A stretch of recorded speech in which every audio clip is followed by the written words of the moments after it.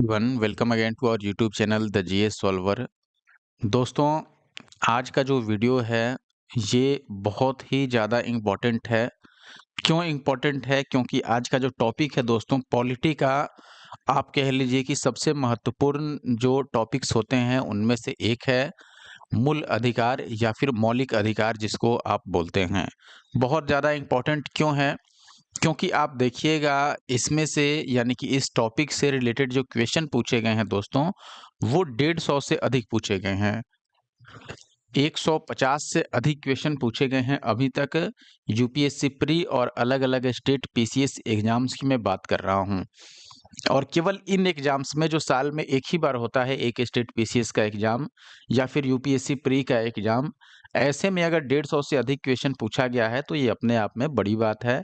क्योंकि फिर एसएससी और रेलवे जैसी परीक्षाओं में आप समझिए कि ये बहुत ज़्यादा पूछा गया होगा। हालाँकि हम यहाँ पर केवल स्टेट पीसीएस प्री और यूपीएससी प्री के क्वेश्चन करेंगे, लेकिन उससे पहले दोस्तों मैं आपको दिखा देता हूँ। यहाँ पर आप जो देख रहे हैं दोस्तों, ये बुक की नोट्स है मूल अधिकार का, और आप देख सकते हैं पूरा यहाँ भी काफ़ी अच्छा नोट्स दिया गया है, लेकिन काफ़ी सारी चीज़ें इसमें छोड़ दी गई हैं नोट्स में, जो आवश्यक है आपके लिए जानना और जो परीक्षा में लगातार पूछा भी गया है। आप देखिएगा कि यहाँ पर सभी अनुच्छेद जो भी है, जैसे मूल अधिकार जो है ये भाग 3 में आता है संविधान के, और अनुच्छेद 12 से 35 तक मूल अधिकार की चर्चा की गई है। तो ये ज़रूरी हो जाता है कि अनुच्छेद 12 से 35 तक का ज्ञान हो, तभी हम मूल अधिकार के प्रश्न को कर पाएँगे। उसमें जो भी संशोधन किए गए, जो भी बदलाव किए गए, वो भी याद रखना पड़ता है हमें। तो वो सारी चीज़ें हम कवर करेंगे, और इसके लिए आप देख सकते हैं कि हमने मॉडिफ़ाई करके बहुत ही प्यारा-सा नोट्स तैयार किया है अपना। मैंने पिछली वीडियो में भी आपको दिखाया था। और 1 मिनट। इस नोट्स की ख़ासियत क्या है दोस्तों, इसमें घटना चक्र की जितने भी नोट्स में जो भी बातें लिखी गई हैं, वो सारी चीज़ें इसमें मौजूद हैं। उसके अलावा और भी जो मार्केट में अभी महत्वपूर्ण किताबें हैं पॉलिटी की, वहाँ से हमने काफ़ी सारा कंटेंट जो इम्पोर्टेंट हमें लगा वो लिया है। आप देखेंगे यहाँ पर बहुत प्यारे तरीके से और कलरफुल तरीके से सभी चीज़ों को हाइलाइट करते हुए हमने लिखा है। जहाँ पर चार्ट्स की ज़रूरत है, आप देखेंगे जैसे ये एक इकलौता ऐसा टेबल है, चार्ट है, जिसमें आपको अनुच्छेद 14 से लेकर के और 32 तक की सारी चीज़ें देखने को मिल जाती है। और बहुत ही अच्छे से हाइलाइट करके जो भी ज़रूरत की चीज़ें हैं, वो सारी चीज़ें हमने लिखी हुई हैं। और लाइन से आप देखेंगे अनुच्छेद 21, उसके बाद आपको 22 मिल जाएगा, फिर 23 मिल जाएगा, अनुच्छेद 24 मिल जाएगा, 25 मिल जाएगा, ऐसे आपको लाइन से पूरे अनुच्छेद 35 तक इसमें सारी चीज़ें कवर की गई है। और देखेंगे जहाँ पर टेबल और चार्ट की ज़रूरत है, वो सारी चीज़ें हमने कवर किया है। तो हम इस नोट्स को पहले कवर करेंगे, इसको पढ़ने के बाद आपको घटना चक्र के नोट्स पढ़ने की ज़रूरत नहीं रह जाएगी, क्योंकि घटना चक्र की सारी चीज़ें इसमें कवर की गई हैं। उसके अलावा दूसरी बुक्स से भी इसमें बहुत सारी चीज़ें सम्मिलित की गई हैं। तो पहले हम ये नोट्स कवर करेंगे, उसके बाद हम डायरेक्ट घटना चक्र के क्वेश्चन पर आएँगे, जहाँ पर 160 से अधिक क्वेश्चन हम कवर करने वाले हैं। तो आई होप कि आप वीडियो को लास्ट तक देखिएगा। आपसे अनुरोध है कि अगर आप हमारे YouTube channel the GS solver पे नए हैं, अभी तक आपने सब्सक्राइब नहीं किया है, तो ऐसे और वीडियो देखने के लिए ज़रूर सब्सक्राइब कर लें। और ये जो नोट्स है वो आपको फ्री ऑफ कॉस्ट मिल जाएगा हमारे टेलीग्राम ग्रुप पे, इस क्लास के बाद Telegram group the GS solver पे। आई होप कि आप टेलीग्राम ग्रुप भी ज्वाइन करके रखे होंगे और हमारे यूट्यूब चैनल को सब्सक्राइब कर लिए होंगे। ये वीडियो अगर पसंद आए तो ज़रूर वीडियो को लाइक कर दीजिए दोस्तों, और कमेंट करके जाइए। मैं दावा करता हूँ कि जब आप वीडियो पूरी देखेंगे, उसके बाद आपको कभी भी मूल अधिकार से कोई शिकायत नहीं रह जाएगी। आपको हमेशा ये याद भी रहेगा, और इससे अगर रिलेटेड कोई क्वेश्चन पूछा जाता है किसी भी एग्जाम में, अगर एमसीक्यू में, तो आपसे वो छूटने वाला नहीं है। तो अब मैं स्टार्ट करता हूं दोस्तों। चलिए अब स्टार्ट करते हैं दोस्तों। मूल अधिकार, जिसको हम फंडामेंटल राइट्स बोलते हैं, मूल अधिकार को कई बार मौलिक अधिकार भी बोला जाता है, तो उससे समस्या नहीं होना चाहिए आपको। देखिए, मूल अधिकार के जैसा ही मिलता जुलता नाम है मूल या फिर मौलिक कर्तव्य। तो कर्तव्य वाली चीजें अलग है, कर्तव्य अलग है और अधिकार अलग है, इसलिए दोनों में आपको कंफ्यूज नहीं रहना है। मौलिक कर्तव्य आगे आपको पढ़ने को मिलेगा। मूल अधिकार के बारे में सबसे पहले आप देखिए, नेहरू रिपोर्ट 1928 में प्रस्तुत किया गया था, जिसमें सबसे पहले मूल अधिकारों को भारतीय संविधान में शामिल करने की बात कही गई थी। नेहरू रिपोर्ट जो कि 1928 में प्रस्तुत किया गया था, उसमें सबसे पहले ये चर्चा किया गया था कि भारतीय संविधान में मूल अधिकार जैसा कोई चीज़ शामिल करना है। तो ये ऐतिहासिक इसका पृष्ठभूमि हो गया। अब हम बात करते हैं वर्तमान में जो हमारा भारतीय संविधान है, उसमें मूल अधिकार कहाँ लिखा गया है, किस अनुच्छेद में? आप देखिएगा भारतीय संविधान का भाग 3 है दोस्तों, और भाग 3 में अनुच्छेद 12 से 35 तक मौलिक अधिकारों से संबंधित सभी प्रावधानों का वर्णन किया गया है। अब वर्तमान में दोस्तों मौलिक अधिकार जो हैं वो कुल 6 प्रकार के हैं। इससे पहले 7 प्रकार के थे, लेकिन संपत्ति के अधिकार को मूल अधिकार से हटा दिया गया, उसको कानूनी अधिकार में शामिल कर दिया गया। तो आप देखेंगे इसके बाद हमारे पास वर्तमान समय में 6 मूल अधिकार हैं, जिसमें पहला है दोस्तों आप देखिएगा समानता का अधिकार, दूसरा स्वतंत्रता का अधिकार, शोषण के विरुद्ध अधिकार, धर्म की स्वतंत्रता का अधिकार, संस्कृति और शिक्षा संबंधी अधिकार और साथ ही संवैधानिक उपचारों का अधिकार। अब देखिए ये 6 जो मूल अधिकार है, ये आपको देखने में बस लगेगा कि 6 लाइनें हैं, लेकिन इनका मतलब और इनसे संबंधित जो संविधान में प्रावधान किए गए हैं, वो अपने आप में बहुत अधिक महत्वपूर्ण है, जो आपको समझना चाहिए। अगर आप कोई परीक्षा नहीं भी देते हैं, तो भी अपने मूल अधिकार को जानना ज़रूरी है आपके लिए और हर एक नागरिक के लिए भी। आप देखिए यहाँ पर अब हम बात करते हैं कि कौन-सा मूल अधिकार किस अनुच्छेद से संबंधित है। देखिए सबसे पहले हम बात करते हैं समानता का अधिकार, जिसको कई बार समता का अधिकार भी लिखा जाता है। अनुच्छेद 14 से 18 तक ये है। पूरा मूल अधिकार 12 से 35 तक आता है। 12 में क्या है, 13 में क्या है, 34-35 क्या है, ये सारी चीज़ें हम देखेंगे। फिलहाल आप देखिएगा कि समानता का अधिकार जो है, ये अनुच्छेद 14 से 18 तक है। उसके बाद दूसरा जो है अपने पास स्वतंत्रता का अधिकार, यह देखिएगा 18 के बाद फिर 19 से शुरू होता है और 19 से 22 तक हो गया स्वतंत्रता का अधिकार। इसके बाद 22 के बाद 23-24 में क्या है, शोषण के विरुद्ध अधिकार। शोषण के विरुद्ध अधिकार जो है वो 23-24 में है। फिर 24 के बाद आता है 25 से 28 तक, इसमें दिया गया है धर्म की स्वतंत्रता का अधिकार। कोई भी व्यक्ति स्वेच्छा से कोई धर्म को स्वीकार कर सकता है, अपना धर्म परिवर्तन कर सकता है। तो ये सारी चीज़ें हम और डिटेल में आगे पढ़ेंगे। फिर आप देखिएगा 5वां है अनुच्छेद 29 और 30 में संस्कृति और शिक्षा संबंधी अधिकार, और लास्ट जो छठा है वो है संवैधानिक उपचारों का अधिकार, जो कि अनुच्छेद 32 से संबंधित है। तो यहाँ पर सारे अनुच्छेद आपको याद रखने पड़ेंगे। पहले आता है 14 से 18 तक, जिसमें है समानता। फिर आता है 19 से 22 तक, जिसमें है स्वतंत्रता। इसके बाद आता है आपका 23-24, जिसमें शोषण के विरुद्ध अधिकार है। फिर 24 के बाद आता है 25 से 28, जिसमें धर्म की स्वतंत्रता की बात की गई है, धर्म की स्वतंत्रता। फिर 28 के बाद आ जाता है 29 और 30, जिसमें संस्कृति और शिक्षा की स्वतंत्रता की बात की गई है, या उससे संबंधित अधिकार की बात की गई है, संस्कृति। और इसके बाद आ जाता है आपका अनुच्छेद 32, जिसमें संवैधानिक उपचारों का अधिकार की बात की गई है। तो ये आपको 32 तक याद रखना है। अब आप बोलेंगे कि 30 के बाद 32 आ गया, 31 कहाँ गया? 31 में दोस्तों 31 में लिखा गया था किसके बारे में? संपत्ति के अधिकार के बारे में, जो कि पहले मूल अधिकार हुआ करता था, लेकिन वर्तमान समय में उसको निरस्त कर दिया गया है और वो अब मूल अधिकारों के अंतर्गत नहीं आता है। तो ये हम आगे पढ़ेंगे। आई होप कि ये चीज़ें आपको, ये टेबल, ये चार्ट याद रखिएगा आप, ये बहुत महत्वपूर्ण है दोस्तों। अब आगे हम बढ़ते हैं। आप देखिएगा दोस्तों, भारत का जो संविधान है, भारतीय संविधान में जो भाग 3 है, इसको भारत का मैग्ना कार्टा कहा गया है, मैग्ना कार्टा ऑफ इंडिया। आप देखिएगा मैग्ना कार्टा जो है, ये इंग्लैंड के राजा जो जॉन थे, इनके द्वारा 15 जून 1215 को जारी किया गया एक लिखित घोषणा पत्र, यानी कि चार्टर था, जिसमें लोगों की स्वतंत्रता और अधिकारों का उल्लेख किया गया था। तो जिस प्रकार इंग्लैंड के राजा जॉन ने मैग्ना कार्टा जारी किया था, जिसमें लोगों की स्वतंत्रता और लोगों के पास क्या अधिकार है, ये उसमें लिखा गया था, वैसे ही संविधान का जो भाग 3 है, इसमें मौलिक अधिकार भारतीय नागरिकों के बारे में लिखा गया है। तो ये मैग्ना कार्टा से मिलता-जुलता है, इसलिए इसको भारत का मैग्ना कार्टा कहा गया है।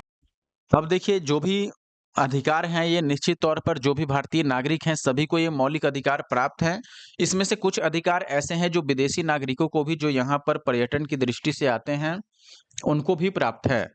अब देखिएगा आपके मन में एक सवाल होगा कि मौलिक अधिकार चूँकि संविधान द्वारा दिया गया है हम लोगों को, तो क्या संविधान इस मौलिक अधिकार को खत्म भी कर सकता है? हालाँकि संविधान को ये नहीं कहा जा सकता है क्योंकि संविधान कोई व्यक्ति नहीं है, संविधान तो लिखित नियम और कानून का संग्रह है।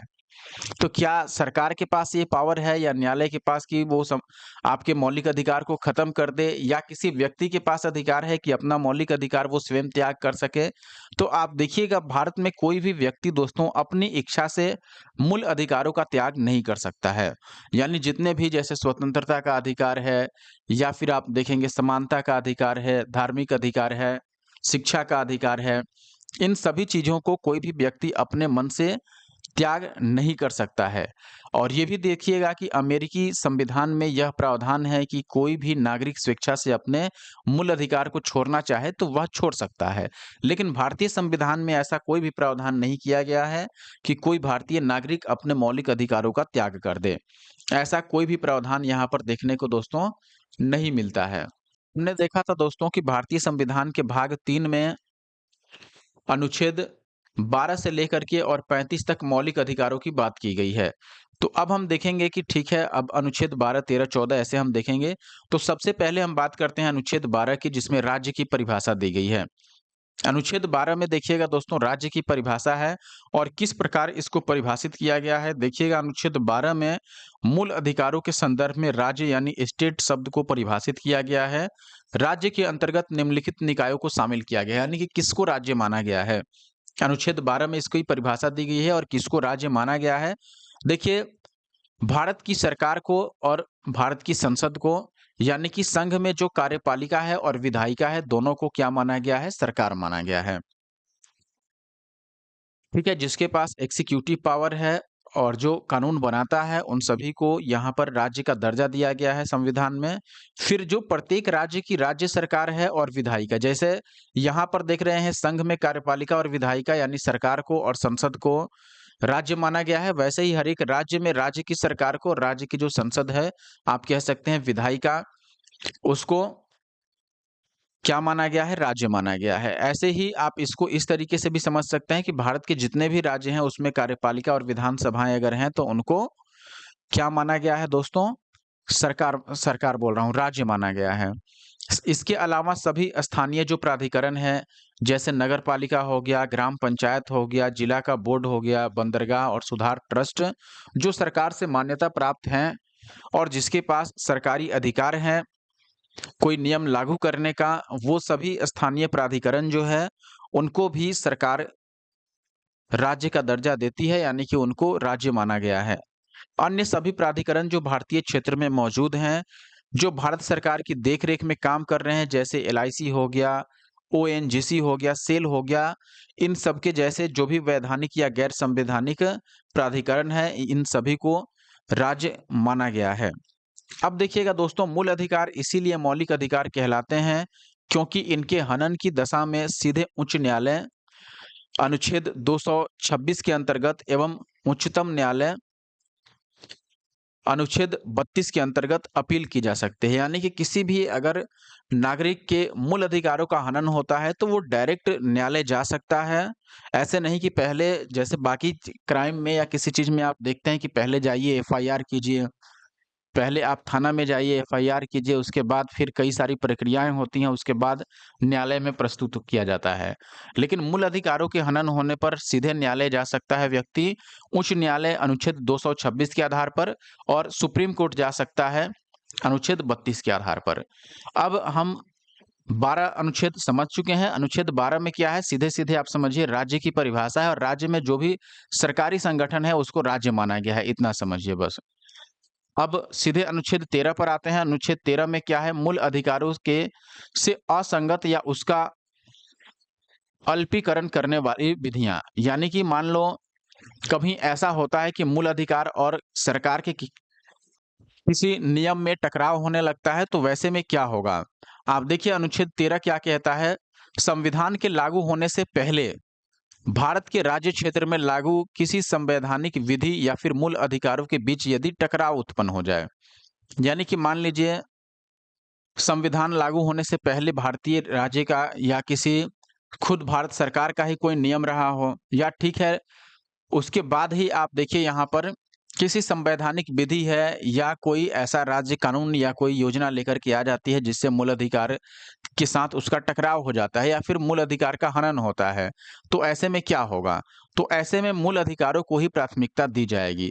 वह विधि जिस मात्रा तक मूल अधिकारों के विरोध में होगी, उस मात्रा तक उसे शून्य माना जाएगा, अर्थात इस प्रकार की विधियों की न्यायिक समीक्षा की जा सकेगी। आप देखिएगा यहाँ पर सीधे शब्दों में यह बोला गया है, मान लो सरकार कोई ऐसा लेकर के आती है, जैसे मान लो आपने देखा होगा प्रोटेस्ट जब चलता है एसएससी का या फिर बीपीएससी का, तो चूंकि ये धरना प्रदर्शन भी एक तरह से संवैधानिक अधिकार है, उसको सरकार रोकने का प्रयास करे या सरकार कोई ऐसा नियम बना दे कि नहीं करना है, कभी नहीं करना है, तो ये सरकार के नियम और मूल अधिकारों के बीच में टकराव उत्पन्न होने लगता है। तो ऐसे में व्यक्ति सीधे कोर्ट जा सकता है, न्यायिक समीक्षा हो सकती है और न्यायिक समीक्षा में क्या किया जाना चाहिए, जहां तक हो सके सरकारी नियम को उस हद तक जीरो घोषित कर दिया जाए जब तक कि मूल अधिकार का हनन रुक नहीं जाता।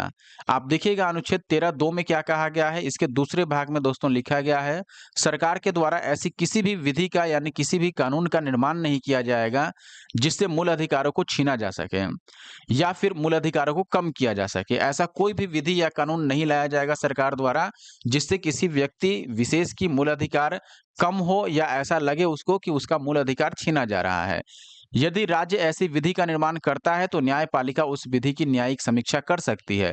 यानी कि कोई राज्य या कोई संगठन जानबूझकर, यहाँ राज्य का मतलब कोई राज्य सरकार नहीं, केंद्र सरकार की भी बात की जा रही है। अगर ऐसी विधि का निर्माण किया जाता है किसी संगठन या सरकार द्वारा, तो निश्चित तौर पर कोर्ट यानी कि न्यायपालिका उस विधि की न्यायिक समीक्षा कर सकती है और मूल अधिकारों के उल्लंघन होने की स्थिति में उस विधि को अवैध अथवा असंवैधानिक भी घोषित कर सकती है। तो ये अपने आप में महत्वपूर्ण है। तो अनुच्छेद 13 में क्या बताया गया है, सीधे तौर पर समझिए, मूल अधिकारों और सरकार के किसी नियम के साथ टकराव होने पर क्या किया जाएगा, ये अनुच्छेद 13 में बताया गया है। आई होप कि ये आपको याद रहेगा। आगे बढ़ते हैं दोस्तों। आगे बढ़ने से पहले अगर आपने अभी तक हमारे YouTube channel the GS solver को नहीं सब्सक्राइब किया, तो ऐसे और वीडियो देखने के लिए हमारे YouTube channel the GS solver को जरूर सब्सक्राइब कर लें। अगला आप देखिएगा अनुच्छेद 13 के तीसरा भी है और चौथा भी है। तीसरा में क्या कहा गया है, यह अनुच्छेद विधि को परिभाषित करता है, यानी कि लॉ यानी कि कानून कोई बनाया जाएगा तो कानून को ये परिभाषित करता है। विधि के अंतर्गत किस किस चीज को शामिल किया गया है, आप देखिएगा सबसे पहला संसद अथवा राज्य विधानमंडल द्वारा जो पारित कानून होगा उन सभी को कानून माना जाएगा, चाहे भारत का संसद कोई विधि बनाए या फिर किसी राज्य का विधानमंडल अगर कोई विधि यानी कि कानून बनाता है तो उसको भी विधि माना जाएगा। राष्ट्रपति अथवा राज्यपाल द्वारा जो अध्यादेश जारी किया जाता है वो भी विधि माना जाएगा। शासकीय आदेश, उपविधि, नियम या फिर विनियम या अधिसूचना अगर कोई जारी किया जाता है तो वो भी विधि होगा और विधि का बल रखने वाली जो रूढ़ियां हैं या प्रथाएं हैं उन सभी को इसके अंतर्गत शामिल किया गया है। फिर 13 के चौथे में देखेंगे, यह उपबंध 24वें संविधान संशोधन 1971 द्वारा जोड़ा गया, जिसमें यह साफ किया गया, स्पष्ट किया गया कि अनुच्छेद 13 के उपबंधों या अनुच्छेद 13 के जो उपबंध होंगे वो अनुच्छेद 368 के अंतर्गत किए गए संविधान संशोधन पर लागू नहीं होंगे।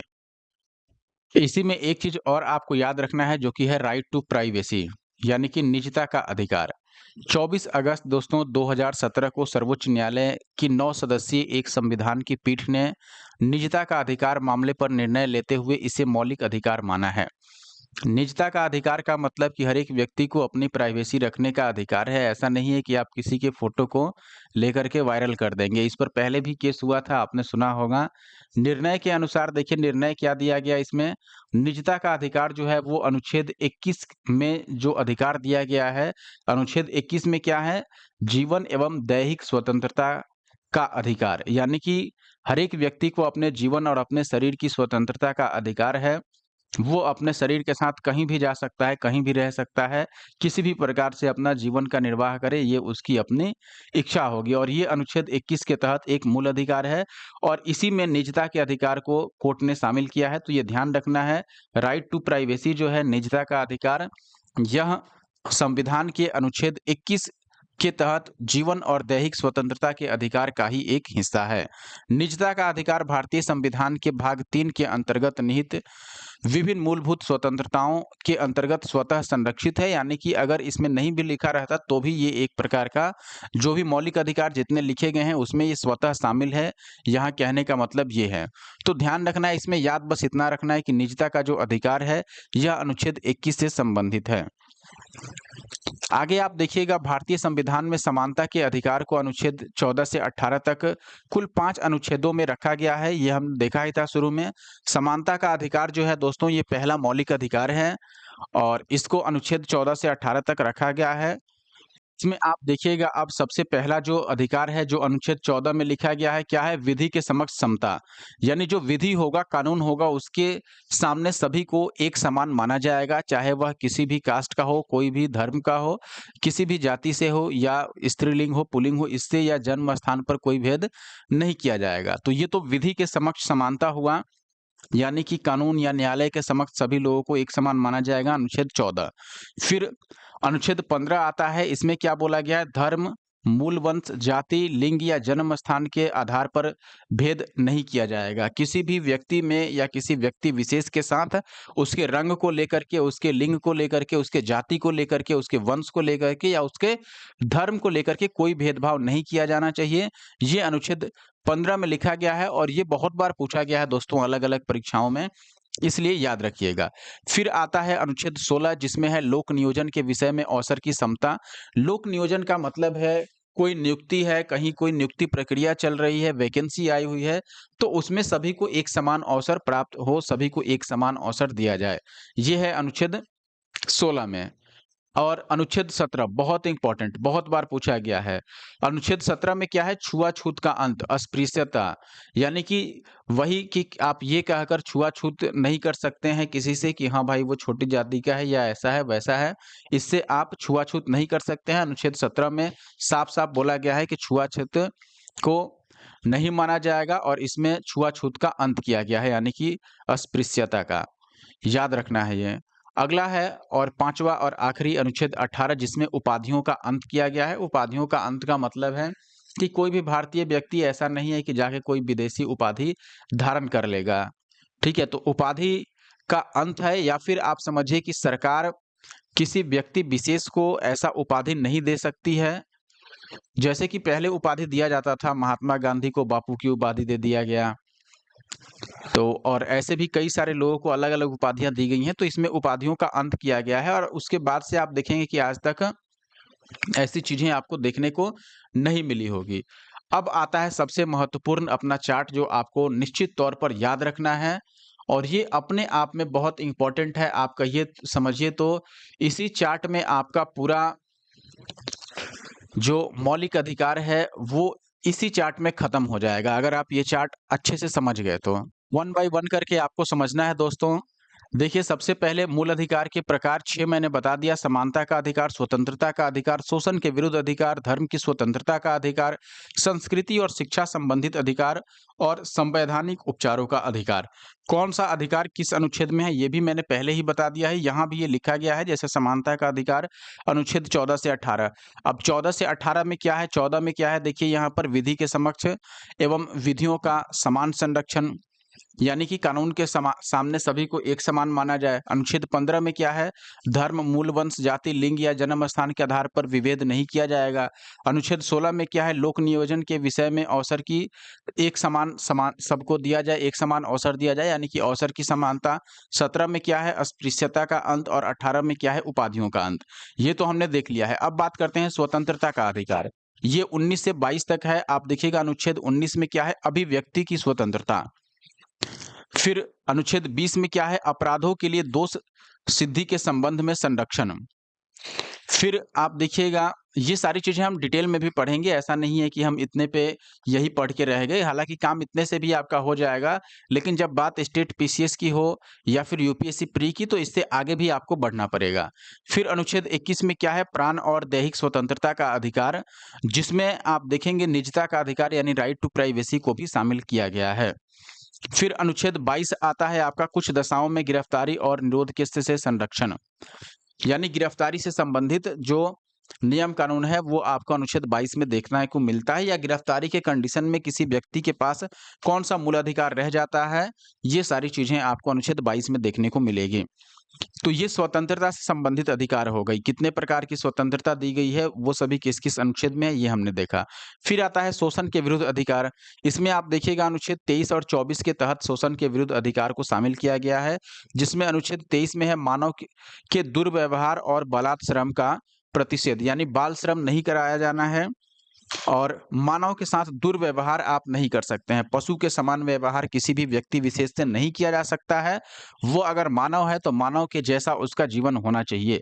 ये उसका मौलिक अधिकार है, उसका शोषण नहीं कर सकते हैं आप। तो ये बाल श्रम से संबंधित है और मानव के साथ जो दुर दुर्व्यापार का मतलब देखिए, शायद मैंने दुर्व्यवहार पढ़ दिया था। दुर्व्यापार का मतलब है, जैसे आपने देखा होगा ह्यूमन ट्रैफिकिंग आपने सुना होगा। बच्चों को, महिलाओं को या व्यक्तियों को एक जगह से दूसरे जगह भेजना या उनको बेच देना किसी कार्य के लिए या किसी और मकसद से, लेकिन इन सभी पर प्रतिषेध लगाया गया है किसके द्वारा? अनुच्छेद 23 के द्वारा। फिर अनुच्छेद 24 में है, यहाँ पर देखिएगा, कारखानों इत्यादि में बच्चों के नियोजन पर प्रतिबंध, यानी बच्चों से कारखानों में काम नहीं करा सकते हैं आप। ये अनुच्छेद 24 में साफ-सुथरे शब्दों में लिखा गया है। अब आती है धर्म की स्वतंत्रता। धर्म के बारे में चर्चा ना हो, ऐसा हो ही नहीं सकता है। तो धर्म की स्वतंत्रता का जो अधिकार है वो अनुच्छेद 25 से 28 तक लिखा गया है। सबसे पहले अनुच्छेद 25 की बात कीजिएगा तो अंतःकरण और धर्म को अबाध रूप से मानने, यानी आप धर्म परिवर्तन कर सकते हैं, किसी धर्म के प्रति विशेष निष्ठा रख सकते हैं, अबाध रूप से मान सकते हैं धर्म को, आचरण और उसका प्रचार, यानी कि अपने धर्म का प्रचार करने की भी स्वतंत्रता दिया गया है। तो कोई भी व्यक्ति स्वतंत्र है, वो किसी भी धर्म को अपना ले, किसी भी धर्म में आँख बंद करके भरोसा कर ले या फिर उस धर्म का प्रचार करे, उससे आप उसको रोक नहीं सकते हैं। ये अनुच्छेद 25 के द्वारा उसको धर्म की स्वतंत्रता का अधिकार है। धर्म की स्वतंत्रता मतलब केवल धर्म ग्रहण करने की नहीं, धर्म परिवर्तन करने की, धर्म का प्रचार करने की, धर्म मानने की। अब आता है अनुच्छेद 26, धार्मिक गतिविधियों के प्रबंध का अधिकार। अगर धार्मिक गतिविधि, जैसे आपने देखा होगा कि दुर्गा पूजा में पूरी व्यवस्थाएं की जाती हैं, मूर्ति लाई गई, उसमें फिर चंदा इकट्ठा करके टेंट लगाया गया और कई सारे उसमें प्रोग्राम और व्यवस्थाएं की जाती हैं, तो ये मैनेजमेंट जो है धार्मिक गतिविधि से संबंधित, ये मैनेजमेंट का अधिकार है अनुच्छेद 26 का। ऐसा नहीं है कि आकर के सरकार या फिर प्रशासन रोक लगा दे कि नहीं, आपको दुर्गा पूजा मनाना ही नहीं है या फिर आपको यहाँ टेंट लगाना नहीं है। तो ये सभी आप देखिएगा, बल्कि सरकार खुद सपोर्ट करती है। आप देखे होंगे उसमें पुलिस पदाधिकारी, दंडाधिकारी, मजिस्ट्रेट आदि की नियुक्ति की जाती है कि जो भी इसमें मेला या ऐसा कोई भी प्रोग्राम हो रहा है तो उसमें कहीं झगड़ा ना हो या फिर दो पक्षों के बीच में कोई बड़ा लफड़ा ना हो जाए, हिंदू मुस्लिम करके या ऐसे कुछ भी करके। तो इसलिए धार्मिक गतिविधियों के प्रबंधन करने का अधिकार, यानी कोई भी व्यक्ति चाहे तो अपने घर पर मूर्ति रख ले, अपना वहाँ मेला लगा दे, जो भी कर ले, ये सभी अनुच्छेद 26 के तहत उसको अधिकार प्राप्त हैं। फिर अनुच्छेद 27 की बात करेंगे, किसी धर्म विशेष की अभिवृद्धि हेतु करारोपण पर प्रतिबंध है, यानी कि ऐसा नहीं है कि धर्म से संबंधित अगर कोई काम है, जैसे बाबा लोग के बारे में आपने सुना होगा कि उन पर कोई टैक्स नहीं लगाया जाता है। जैसे आपके पास अगर ज़्यादा पैसा हो जाए एक लिमिट से अधिक, तो आपके ऊपर इनकम टैक्स लग जाता है। तरह-तरह के टैक्स हैं, लेकिन यहाँ पर टैक्स से छूट दिया जाता है धर्म से संबंधित कार्यों में जो भी पैसा होता है। हालाँकि इसमें कई जगह टैक्स लगता भी है, तो ये हम आगे पढ़ेंगे। आप पूरी वीडियो को बस लास्ट तक देखिएगा, आपको सारी चीज़ें एक-एक चीज़ें समझ में आ जाएँगी और आप भी अपने मूल अधिकार को समझ जाइएगा।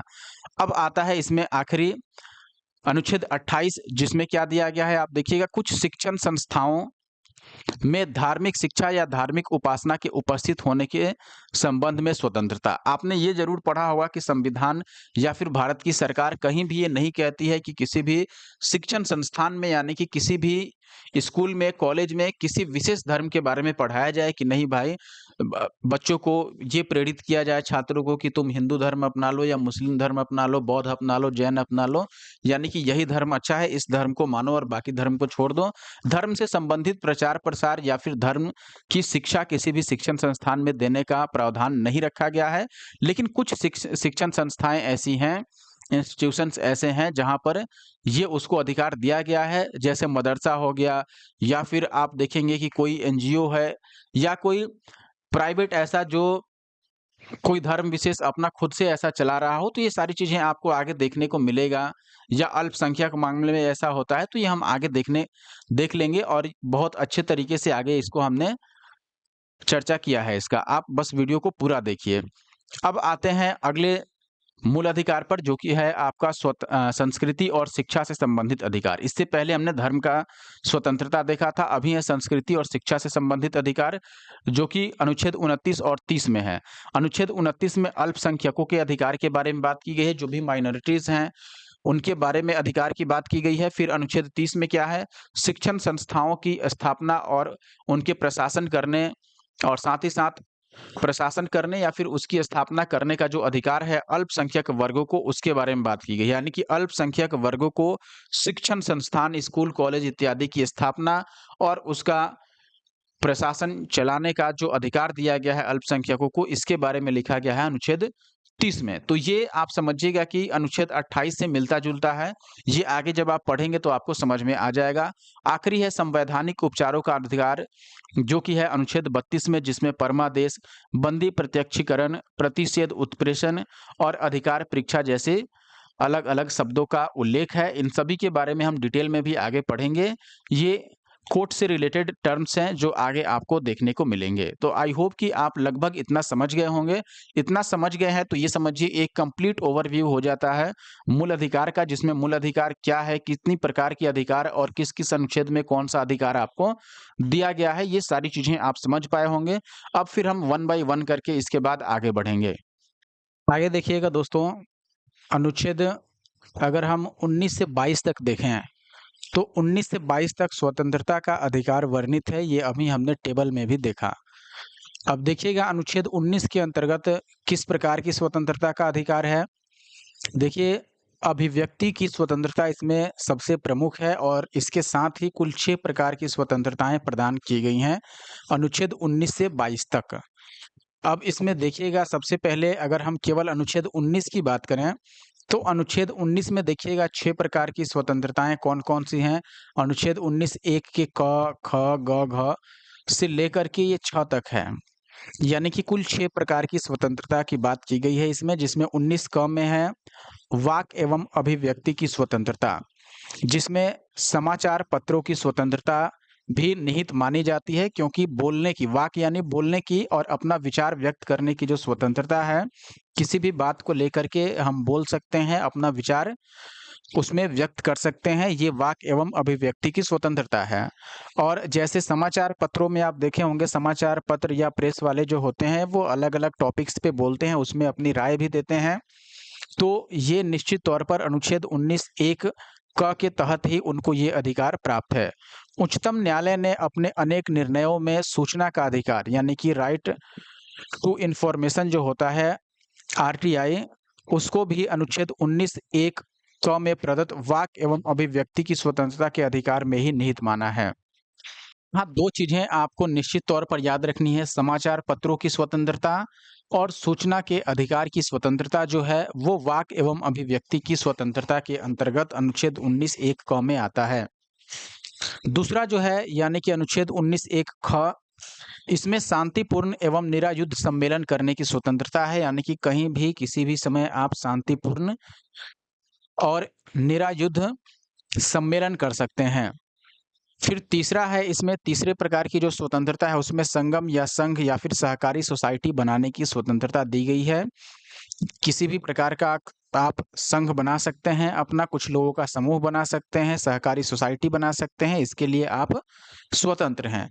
फिर चौथा स्वतंत्रता जो है इसमें, वो है राज्य क्षेत्र में सर्वत्र अबाध संचरण की स्वतंत्रता। यानी कि आप राज्य क्षेत्र में, भारत के किसी भी राज्य के किसी भी क्षेत्र में आप हमेशा आवागमन कर सकते हैं, बिना किसी बाधा के संचरण कर सकते हैं, आ सकते हैं, जा सकते हैं, वहाँ विजिट कर सकते हैं। ये जो स्वतंत्रता है, ये अनुच्छेद 19 एक घ के तहत आपको, यानी कि भारत के सभी नागरिकों को प्रदान की गई हैं। फिर पाँचवा जो इसमें स्वतंत्रता है, इसमें राज्य क्षेत्र के किसी भाग में निवास करने और बस जाने की भी स्वतंत्रता है। ऐसा नहीं है बिहार के हैं तो आप महाराष्ट्र में जाके नहीं रह सकते हैं या वहाँ काम नहीं कर सकते हैं। किसी भी राज्य में जाकर के बस सकते हैं, वहाँ निवास कर सकते हैं। तो ये अनुच्छेद 19(1) अंग यानी कि जो 5वां है इसमें से 19(1) ई इसके तहत प्रदान की गई है। फिर देखिएगा इसमें आखिरी जो स्वतंत्रता है वह वृत्ति व्यापार या कारोबार करने की स्वतंत्रता है। आप राज्य के किसी भी क्षेत्र में, राज्य का मतलब यहाँ भारत से है, भारत के किसी भी क्षेत्र में जाकर के अपना व्यापार या कारोबार कर सकते हैं। इसके लिए आप स्वतंत्र हैं। आप देखिएगा 44वें संविधान संशोधन जो कि 1978 में हुआ था, इसके द्वारा अनुच्छेद 19(1) च जो है उसका लोप कर दिया गया है, यानी कि उसको खत्म कर दिया गया। आगे देखिएगा दोस्तों, अब अनुच्छेद 19 हमने देख लिया। अनुच्छेद 19 में वाक और अभिव्यक्ति की स्वतंत्रता की बात की गई थी, जिसके तहत 6 अलग-अलग प्रकार की स्वतंत्रता दी गई है। हमने देखा कि अनुच्छेद 19 से लेकर के और 22 तक स्वतंत्रता की ही बात की गई है। तो 19 के बाद अब 20 में क्या है? 20 में है अपराध के लिए दोष सिद्धि के संबंध में संरक्षण। यानी कि किसी भी व्यक्ति को विधि के उल्लंघन के बिना दंडित नहीं किया जा सकता है। यानी कि यदि कोई व्यक्ति है तो उसको तब तक दंड नहीं दिया जाएगा जब तक ये साबित नहीं हो जाता कि वो किसी कानून का उल्लंघन किया है। तो जब ये सिद्ध हो जाएगा कि कोई व्यक्ति किसी विशेष कानून का उल्लंघन किया है, तभी उसको दंडित किया जा सकता है। यह अधिकार भारत के नागरिकों और विदेशियों दोनों को प्राप्त है। यानी कि जो अनुच्छेद 20 के तहत जो अधिकार दिया गया है अपराधों के लिए दोष सिद्धि के संबंध में संरक्षण, यानी जब तक दोष सिद्ध नहीं हो जाता तब तक दंड नहीं दिया जाएगा, यह भारत के नागरिक के साथ साथ विदेशियों को भी प्राप्त है। अब देखिएगा अनुच्छेद 20 का जो पहला है यानी कि 1 है, इसमें कहा गया है आपराधिक मामलों में भूतलक्षी विधि का निर्माण प्रतिबंधित नहीं है, परंतु घटना के बाद विधि बनाकर किसी व्यक्ति को दंडित नहीं किया जाएगा। अर्थात अपराध के समय जो भी विधि प्रवर्तन में होगी उस समय केवल उसी विधि के उल्लंघन के आधार पर दंड दिया जा सकता है, कोई नई विधि नहीं बनाया जाएगा। यानी कि मान लीजिए किसी व्यक्ति ने कोई क्राइम किया और उस क्राइम के लिए 2 साल की सजा अगर पहले से प्रावधान में है नियमतः कि 2 साल का सजा इसमें सुनाया जाता है, तो ऐसा नहीं है कि जब ये क्राइम हुआ उसके बाद भारत का कोई भी संगठन या भारत का सरकार ही कोई नया उस समय नियम बना ले और उस नए नियम के अनुसार 2 साल के बदले उसको 5 साल की सजा सुना दे। ऐसा नहीं है। कहने का मतलब अनुच्छेद 20(1) में यही बोला गया है कि जब कोई व्यक्ति कोई दोष करता है, कोई क्राइम करता है, तो उस समय तक जब क्राइम हुआ उस समय तक उस क्राइम के लिए जो भी दंड सुनिश्चित किया गया है, जो भी नियमतः दंड पहले से बनाया गया है, प्रवर्तन में जो नियम है, उसी के आधार पर उसको दंड दिया जाएगा। कोई नया कानून नहीं बना करके उसको दंडित किया जा सकता है। फिर देखिएगा अनुच्छेद 20(2) में किसी व्यक्ति को एक ही अपराध के लिए एक से अधिक बार दंडित नहीं किया जाना चाहिए। यानी कि अगर कोई व्यक्ति कोई अपराध किया है तो एक अपराध के लिए उसको एक ही बार दंडित किया जा सकता है, ना कि उसको एक से अधिक बार दंड दे दिया जाएगा। मान लो किसी अपराध के लिए किसी को 5 साल की सजा सुनाई गई, तो ऐसा नहीं है कि वो जेल से बाहर आया और फिर से उसको दंड सुना दिया गया। जितने साल की सजा हुई, एक ही बार उसको दंड दिया जा सकता है एक क्राइम के लिए। अगला है 20 का तीसरा, किसी भी व्यक्ति को अपने ही विरुद्ध गवाही देने के लिए बाध्य नहीं किया जा सकता है। ऐसा नहीं है कि किसी व्यक्ति को न्यायालय या कोई व्यक्ति विशेष द्वारा उसी के विरुद्ध गवाही देने के लिए उसको बाध्य किया जाए, यानी कि मजबूर किया जाए, ऐसा बिल्कुल भी नहीं है। अगला आप देखिएगा अब है अनुच्छेद 21, इसमें प्राण एवं दैहिक स्वतंत्रता का संरक्षण दिया गया है, जिसे जीवन का अधिकार भी कहा जाता है। निश्चित तौर पर प्राण और अपने शरीर की स्वतंत्रता की बात की गई है, तो यह जीवन से संबंधित है, इसलिए इसको जीवन का अधिकार भी कहा जाता है। राज्य के द्वारा किसी भी व्यक्ति को विधि द्वारा स्थापित प्रक्रिया से ही उसके जीवन एवं दैहिक स्वतंत्रता यानी कि शारीरिक स्वतंत्रता से वंचित किया जाएगा, न कि किसी और विधि द्वारा उसको वंचित किया जा सकता है। अगला देखिएगा अनुच्छेद 21 में और क्या है, इसके तहत प्राण एवं दैहिक स्वतंत्रता के अर्थ के विस्तार में मेनका गांधी बनाम संघवाद जो 1978 में हुआ है, इसकी भी विशेष भूमिका रही है।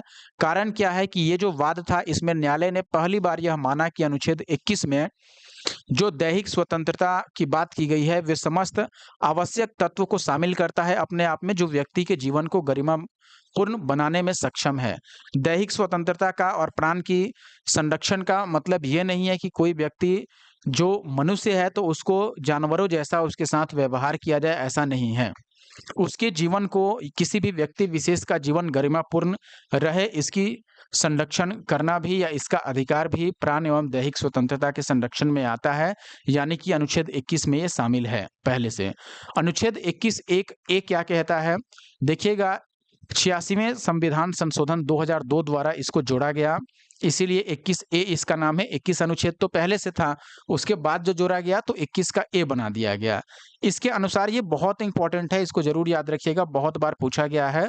इसमें यह बोला गया कि 6 से 14 वर्ष के बच्चों को अनिवार्य एवं निःशुल्क प्राथमिक शिक्षा दी जाएगी। इस संबंध में राज्य के द्वारा विधि का निर्माण किया जा सकेगा, यानी कि जो राज्य है वो इससे संबंधित कानून बना सकता है, लेकिन ये आवश्यक है कि उस राज्य का यह जिम्मेदारी होगा कि 6 से 14 वर्ष के बच्चों को अनिवार्य और निःशुल्क शिक्षा प्रदान की जा सके। प्राथमिक शिक्षा की यहाँ पर बात की जा रही है, तो ये याद रखना इंपॉर्टेंट है।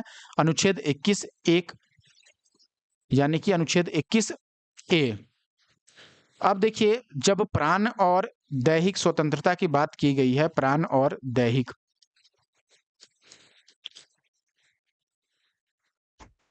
ऐसा नहीं है कि यह केवल मानव के लिए है, यह जो है सुप्रीम कोर्ट के आदेशानुसार यह पशु पर भी लागू होता है, यानी कि जानवरों पर भी लागू होता है। आप देखिएगा, पशुओं को उत्पीड़न से सुरक्षा का अधिकार दिया गया है।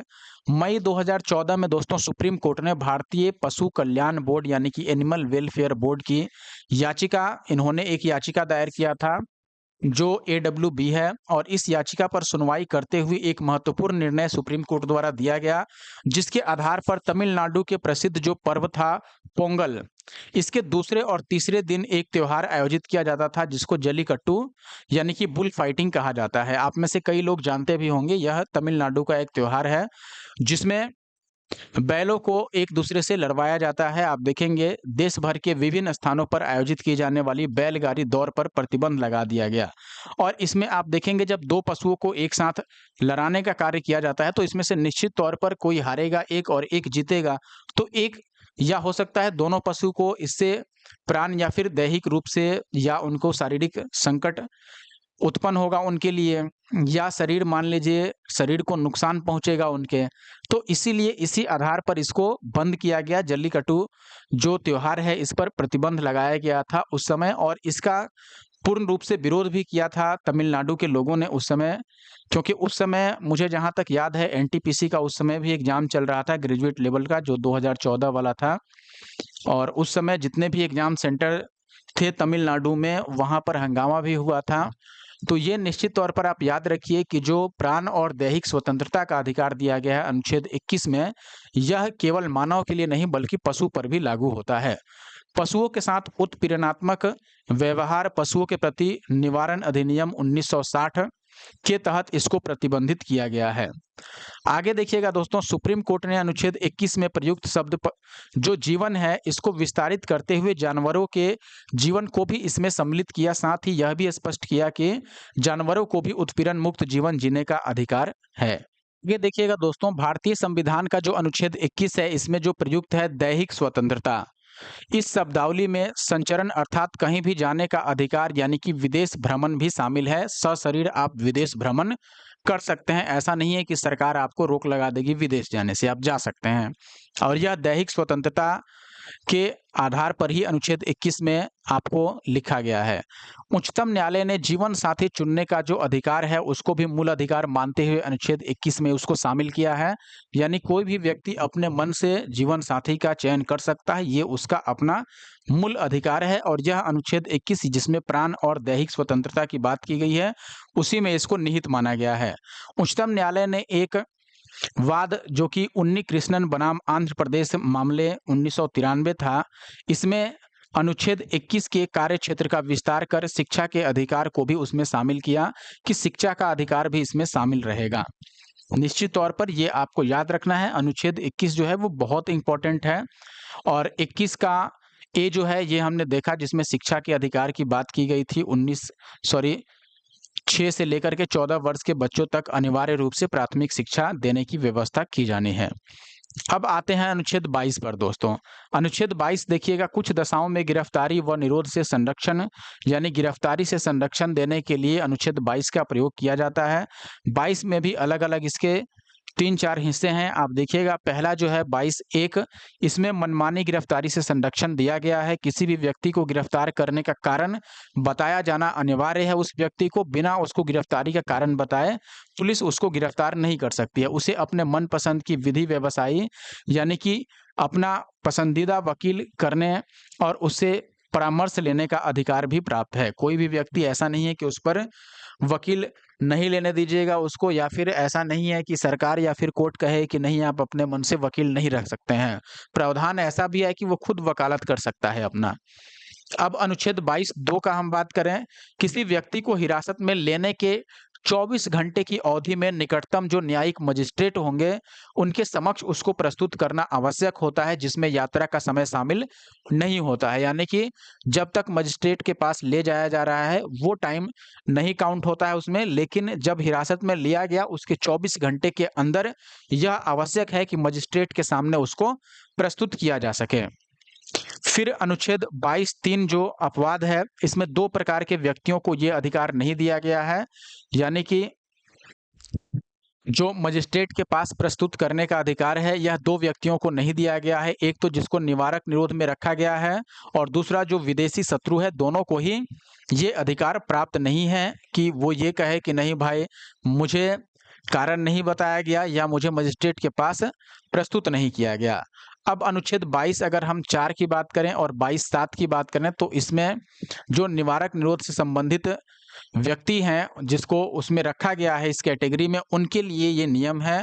आप देखिएगा, जिस व्यक्ति को निवारक निरोध में बंदी बनाया गया है, उसको कारण बताया जाएगा और अपने मनपसंद वकील से परामर्श करने का अधिकार होगा।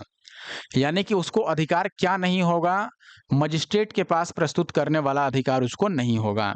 देखिए, निवारक निरोध में रखने का मतलब है कि किसी व्यक्ति को ये अगर लग रहा है, सरकार को या प्रशासन को, कि वो व्यक्ति जो है वो विदेशी शत्रु के साथ मिला है, या वो व्यक्ति कहीं बम छुपा के रखा है, या उससे कोई खतरा है देश को, देश की एकता, अखंडता या फिर देश की जो सुरक्षा है, उस सुरक्षा व्यवस्था पर कोई खतरा है अगर किसी व्यक्ति से, तो उसको संकट टालने के लिए, यानी कि वो संकट होने से पहले ही, यानी कि खतरा होने से पहले ही उसको गिरफ्तार करके और नज़रबंद रखा जाता है। इसी को निवारक निरोधक में रखने का तात्पर्य यही है। आई होप कि आप बात समझ रहे होंगे। तो उस व्यक्ति को भी ये उसको कारण बताना अनिवार्य होता है और साथ ही साथ उसको अपना वकील रखने का भी अधिकार होता है। यदि राष्ट्रीय एकता और अखंडता का विषय हो तो कारण स्पष्ट करना यहाँ आवश्यक नहीं होगा। ध्यान दीजिएगा, बहुत इंपॉर्टेंट लाइन है। अगर राष्ट्रीय एकता की बात है, राष्ट्रीय एकता पर खतरा है उस व्यक्ति से, राष्ट्रीय अखंडता पर खतरा है, तो ऐसे में उसको कारण बताने की आवश्यकता नहीं है। किसी व्यक्ति को यदि 3 महीने से ज्यादा निवारक नजरबंदी में रखा गया है, तो एक समिति की अनुशंसा आवश्यक होती है, जिसका अध्यक्ष उच्च न्यायालय का न्यायाधीश होते हैं। यानी कि अगर कोई व्यक्ति को निवारक नजरबंद रखा गया है और 3 महीने से ज़्यादा उसको नहीं रखा जा सकता है, 3 महीने से अधिक रखने के लिए उसको अनुशंसा कराना होगा, किससे? एक समिति से, जो कुछ लोगों की समिति होती है, जिसकी अध्यक्षता उच्च न्यायालय के न्यायाधीश करते हैं। आप देखिएगा, संसद विधि के निर्माण द्वारा निवारक नजरबंदी में बंदी बनाए गए लोगों की अधिकतम सजा का निर्धारण कर सकती है। ये शक्ति किसके पास है? संसद के पास है। अब यहाँ पर थोड़ा हम ये बात समझ लेते हैं कि आखिर जो प्रिवेंटिव डिटेंशन है, जिसको निवारक निरोध या नजरबंद कहते हैं, इसकी अवधि क्या होगी और ये क्या है, ये भी समझ लीजिए क्या है। मुझे लगता है आप समझ गए होंगे। देखिए, 3 महीने तक किसी भी व्यक्ति को बंदी बनाया जा सकता है बिना समिति की अनुशंसा के, और 3 महीने से अधिक के समय के लिए यदि बंदी बनाना है उस व्यक्ति को, तो समिति की आवश्यकता आवश्यक होगी, समिति की अनुशंसा आवश्यक होगी। और समिति के अध्यक्ष कौन होंगे? उच्चतम न्यायालय के, सॉरी उच्चतम बोल रहा हूँ, किसी भी उच्च न्यायालय के, या वो जिस क्षेत्र का होगा उस संबंधित क्षेत्र के उच्च न्यायालय के न्यायाधीश इस समिति के अध्यक्ष होंगे। संसद विधि द्वारा अधिकतम समय सीमा का निर्धारण भी कर सकती है। यह विधि बनाने का जो अधिकार है, यह संसद के पास है। अब देखिए, निवारक निरोध यानी कि प्रिवेंटिव डिटेंशन में किसी व्यक्ति को रखने का क्या आशय है, क्यों रखा जाता है उसको?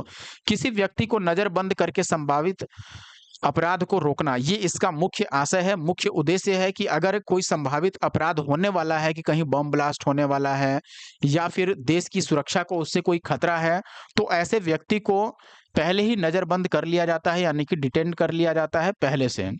प्रिवेंटिव इसका नाम ही है, यानी कि उस अपराध को रोकने के लिए उस व्यक्ति को पहले ही पकड़कर डिटेन करना आवश्यक होता है। यानी कि आप समझ गए होंगे कि केवल संदेह के आधार पर, शक के आधार पर इसमें किसी व्यक्ति को हिरासत में लिया जाता है और अपराध करने से पहले ही उस व्यक्ति को नज़रबंद बनाया जाता है ताकि वह अपराध नहीं हो सके। अब देखिए इसका आधार क्या है? राष्ट्रीय सुरक्षा के लिए खतरा, इसको बचाना, राष्ट्रीय एकता के लिए चुनौती, सार्वजनिक सेवाओं की आपूर्ति में बाधा और समाज में वैमनस्य पैदा करने की प्रवृत्ति, इन सभी को रोकने के लिए किसी व्यक्ति का प्रिवेंटिव डिटेंशन किया जाता है। देखिए विधि निर्माण की शक्ति ऐसे में किसके पास है? हमने देखा था भारत में निवारक निरोध की विधि निर्माण की शक्ति संघ के पास भी है और राज्य सरकार के पास भी इसकी शक्ति है। आई होप कि ये बात आप समझ पाए होंगे। अब हम बात करते हैं अनुच्छेद 23 और 24 की। अनुच्छेद 23 और 24 में शोषण के विरुद्ध अधिकार की बात की गई है। शोषण के विरुद्ध अधिकार अनुच्छेद 23 और 24 में। अब इसमें हम पहले अनुच्छेद 23 की बात कर लेते हैं। तो अनुच्छेद 23 में मानव के दुर्व्यापार एवं बलात्श्रम का प्रतिषेध किया गया है, यानी कि ह्यूमन ट्रैफिकिंग पर रोक लगाया गया है और जो बाल श्रम होता है उस पर भी रोक लगाया गया है। आप देखिएगा 23 के 1 में ये बोला गया है, इस अनुच्छेद में 3 प्रकार के शोषणों को प्रतिबंधित किया गया है, जिसमें से पहला शोषण है बलात्श्रम, यानी कि इच्छा के विरुद्ध किसी से कार्य नहीं कराया जा सकता है। दूसरा है बेगारी, यानी कि बिना पैसे दिए आप काम नहीं करा सकते हैं, काम के बदले पैसा देना अनिवार्य है। और तीसरा जो सबसे महत्वपूर्ण है वह है मानव व्यापार, यानी कि मानव का मतलब महिलाओं, बच्चों, यानी कि ह्यूमन ट्रैफिकिंग जिसको हम बोलते हैं, महिलाओं या बच्चों की खरीद बिक्री करना, इसमें रोक लगाया गया है। फिर 23(2) में अगर आप देखेंगे, अनुच्छेद 23(2) में कहा गया है, यदि सरकार के द्वारा सार्वजनिक प्रयोजन के लिए कोई सेवा नागरिकों पर आरोपित की जाती है तो इसे बलात्श्रम के अंतर्गत नहीं रखा जाएगा एवं इसमें जाति, धर्म, मूल, वंश या फिर वर्ग के आधार पर कोई भेदभाव नहीं किया जाएगा। यानी कि सार्वजनिक उपयोग हेतु सरकार अगर कोई नागरिक सेवा लगाती है, जैसे सफाई अभियान चला देना या दीप जलाना, कोई कई प्रकार के सरकार जो है योजनाएं लाती हैं, तो अगर नागरिक सेवा से यह संबंधित है, सार्वजनिक प्रयोजन से संबंधित है, तो ऐसे में बिना पैसे दिए कार्य कराया जाता है नागरिकों से, या नागरिक अपनी इच्छा से भी कार्य करते हैं। तो इसको नहीं कह सकते हैं कि ये इच्छा के विरुद्ध कार्य कराया जा रहा है, यानी बलात्श्रम, इसको बलात्श्रम नहीं कहेंगे। अब बात करते हैं अनुच्छेद 24। आपने देखा कि 23 और 24 दोनों में ही मानव दुर्व्यापार और बलात्श्रम से ये संबंधित है। 23 में हमने देखा कि 3 प्रकार के प्रतिबंध लगाए गए हैं, मानव के व्यापार से, इच्छा के विरुद्ध कार्य कराने से और कार्य कराकर पैसा नहीं देने से। अब अनुच्छेद 24 में क्या है? कारखानों में बालकों के नियोजन का प्रतिषेध किया गया है इसमें, यानी कारखाने में जो बालक होते हैं, यानी 14 वर्ष से कम उम्र के जो बच्चे होते हैं, उनसे कार्य नहीं कराया जा सकता है और यह एक निरपेक्ष अधिकार भी है। 14 वर्ष से कम उम्र के बच्चों को हानिकारक उद्योगों, कारखानों तथा खानों में नहीं लगाया जा सकता है। यह किसमें बोला गया है? अनुच्छेद 24 में। बच्चों को इनके अलावा किसी अन्य उद्योग में भी नहीं लगाया जा सकता जिनकी उम्र 14 वर्ष से कम है। ये ऐसे भी संवैधानिक रूल है कि किसी भी 14 वर्ष से कम उम्र के बच्चे को किसी भी कार्य में, यानी कि किसी कारखाना में या किसी उद्योग में उसको कार्य पर नहीं लगाया जा सकता है। मजदूर के तौर पर उससे कार्य नहीं कराया जा सकता है। लेकिन इसका विशेष इस्तेमाल किया गया है अनुच्छेद 24 में। आप देखेंगे कि किसी भी हानिकारक उद्योग में या कारखाना में 14 वर्ष से कम उम्र के बच्चों से काम नहीं लिया जाएगा। अब हम आते हैं दोस्तों अनुच्छेद 25 और 25 से लेकर के 28 तक, जिसमें धार्मिक स्वतंत्रता का अधिकार है। अभी तक हमने प्राण और दैहिक स्वतंत्रता देखा, अलग-अलग प्रकार के अधिकार देखा। अब हम बात करते हैं धार्मिक स्वतंत्रता के अधिकार की, जो कि अनुच्छेद 25 से 28 तक है। अनुच्छेद 25 में क्या है? अंतःकरण की स्वतंत्रता है। धर्म के अबाध रूप से मानने, यानी कि किसी भी धर्म को मानने के लिए स्वतंत्र है कोई भी व्यक्ति। उस धर्म का आचरण अपनाने के लिए, उसका प्रचार करने के लिए भी वो स्वतंत्र है। तो किसी धर्म को अपनाना, धर्म परिवर्तन करना, धर्म मानना, धर्म का प्रचार करना, ये सभी अधिकार अनुच्छेद 25 के तहत भारतीय नागरिकों को प्राप्त है। अब अनुच्छेद 25 में 2 प्रकार की प्रमुख व्याख्याएं हैं जो आपको समझनी है। पहला, कृपान धारण करना और साथ लेकर के चलना सिख धर्म का अंग समझा जाएगा, यानी कि ये नहीं समझा जाएगा कि वह कोई विशेष उद्देश्य से कृपान धारण कर रहे हैं, ऐसा नहीं है। सिख धर्म का यह एक अंग है कृपान धारण करना या कृपान को साथ में लेकर के चलना। इस संदर्भ में हिंदुओं के अंतर्गत सिख, जैन और बौद्ध धर्म के अनुयायियों को भी शामिल किया गया है। अब बात करते हैं अनुच्छेद 26 की। अनुच्छेद 25 में क्या था? धर्म अंतरण, धर्म को मानना, धर्म का प्रचार करना, ये सब उसमें अधिकार दिया गया था। अब अनुच्छेद 26 में क्या है? धार्मिक मामलों के प्रबंधन की स्वतंत्रता। धार्मिक मामलों के प्रबंधन की स्वतंत्रता का अर्थ क्या है? धार्मिक कार्यों का मैनेजमेंट करना। जैसे धार्मिक कार्य का मतलब क्या? दुर्गा पूजा मनाना, दीपावली मनाना या मेला का आयोजन करना, उससे संबंधित कमेटी बनाना, जैसे पूजा कमेटी होता है। इसके अंतर्गत जो भी धर्मावलंबी होंगे उनको धार्मिक संस्था की स्थापना करने का भी अधिकार है। कोई संत बाबा चाहे तो अपने धार्मिक संस्था का स्थापना भी कर सकते हैं। जैसे कई सारे धार्मिक संस्थाएं हैं, आपने सुना होगा ईसा फाउंडेशन है या और भी कई सारे मंदिर के अपने जो संस्था होती है उसका अलग-अलग संतों के बारे में आपने सुना होगा। तो किसी भी धर्मावलंबी यानी धार्मिक जो संत होते हैं, वो अपने धार्मिक संस्था का स्थापना करके उसका मैनेजमेंट कर सकते हैं। चल-अचल संपत्ति के अर्जन एवं स्वामित्व का अधिकार है, यानी कि जो भी धर्म के धार्मिक व्यक्ति होंगे या संस्था चलाने वाले व्यक्ति होंगे, वो उस संस्था से संबंधित चल या अचल यानी कि मूवेबल या इमूवेबल जो संपत्ति होगा उसके अर्जन और उसका स्वामित्व का अधिकार किसके पास है? जो उस संस्था को चला रहे होंगे या जो उसकी स्थापना किए होंगे। जैसे आपने देखा होगा दान पात्र में पैसे दिए जाते हैं या मंदिर में लोग सोना चढ़ाते हैं, कई प्रकार से दान दक्षिणा देते हैं, तो उन सब का मैनेजमेंट का अधिकार मंदिर का या फिर उसका जो कमिटी होता है या जो वहाँ पर धार्मिक संत होंगे उनके पास इसका प्रशासन का भी अधिकार है, मैनेजमेंट का भी और स्वामित्व भी उन्हीं के पास में रहता है। तो ये सब अनुच्छेद 26 के तहत प्रदान किया गया है, धार्मिक मामलों के प्रबंधन की स्वतंत्रता दी गई है। अब हम बात करते हैं अनुच्छेद 27 की। आप देखिएगा अनुच्छेद 27 दोस्तों जो है ये धार्मिक अभिवृत्ति के लिए कर संदाय की स्वतंत्रता देता है। यानी कर के संबंध में इसमें बोला गया है, धर्म से संबंधित जो भी दान दक्षिणा प्राप्त होता है उसके बारे में। आप देखिएगा दोस्तों कि राज्य के द्वारा किसी भी धर्म विशेष के प्रोत्साहन के लिए किसी प्रकार का करारोपण नहीं किया जाएगा। यानी धर्म के प्रोत्साहन के लिए जो राशि इस्तेमाल हो रही है उस पर कोई टैक्स नहीं लगाया जाएगा। खासकर जैसे जो दान दिया जाता है मंदिरों में उस पर टैक्स नहीं होता है और वो सारा व्हाइट मनी माना जाता है। लेकिन यहाँ एक बात है, किसी विशेष उद्देश्य से जो उस धर्म से संबंधित हो उसके लिए शुल्क वसूला जा सकता है।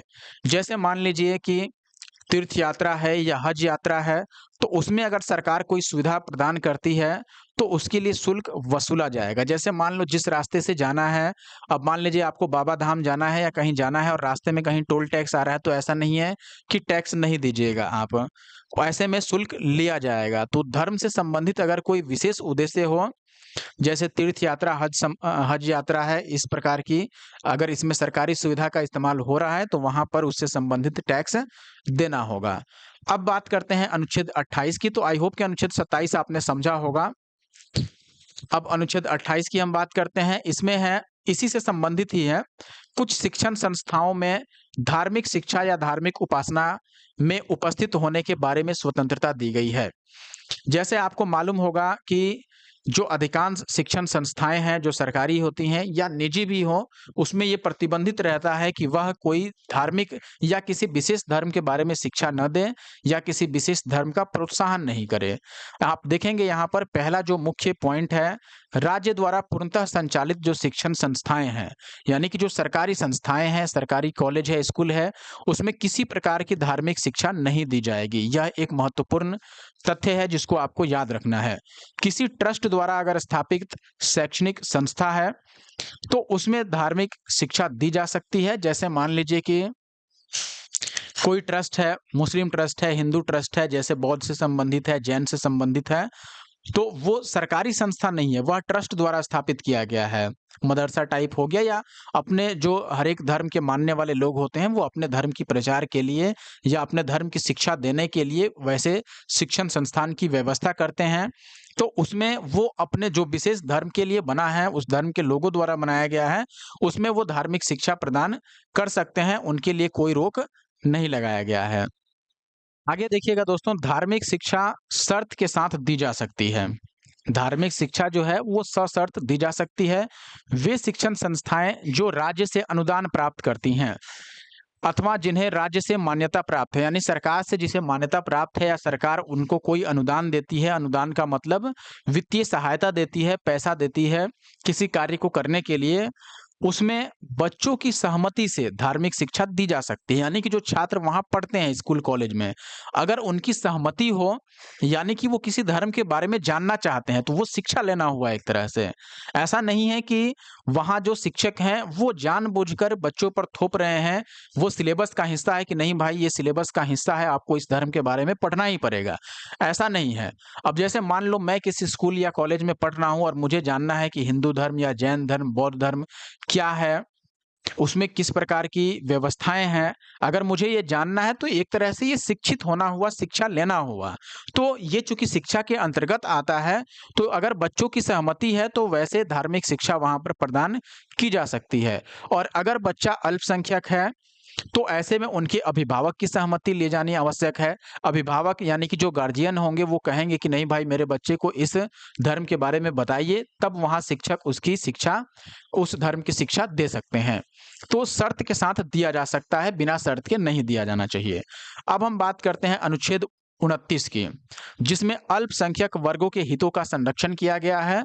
अल्पसंख्यक वर्ग के हित का संरक्षण अनुच्छेद 29 में इसका प्रावधान किया गया है। इसमें 2 प्रमुख भाग हैं, देखिएगा अनुच्छेद 29 1 और 2। 1 में बोला गया है कि भारत में नागरिकों के किन्हीं वर्गों को अपनी भाषा, लिपि, संस्कृति का संरक्षण का अधिकार होगा। यानी कि भारत का कोई भी नागरिक जो होगा वो अपने वर्ग, अपनी भाषा, अपनी लिपि और अपनी संस्कृति का संरक्षण कर सकेगा।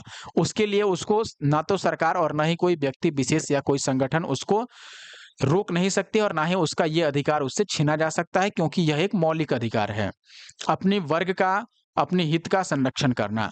अनुच्छेद 29 2 में कहा गया है, राज्य से अगर वित्त पोषित प्राप्त कोई शैक्षणिक संस्था है जिसको राज्य से वित्तीय सहायता प्राप्त होती है, उसमें धर्म, जाति, मूल वंश के आधार पर कोई भेदभाव नहीं किया जाएगा।